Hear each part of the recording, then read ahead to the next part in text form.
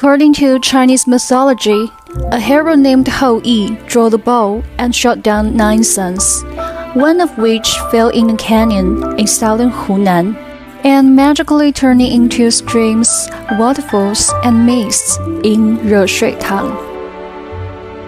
Today, I would like to follow the trail of the myth, explore the gentle fairyland bit by bit. 热水 River is an exclusive gift from the nature. Villagers residing by the river are very grateful. Every hot spring is worth expecting, where food can be boiled to translucent and palatable.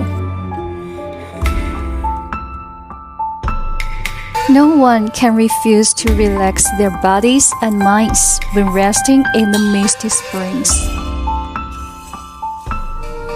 汝城 is not just a place for housekeeping. The ceremonial dragon, which is called 香火 dragon, helping the villagers drive away disasters and pray for green harvest. Welcome to 汝城. You can slow your life down here. All your minds will be recuperated by the hot springs of 汝城.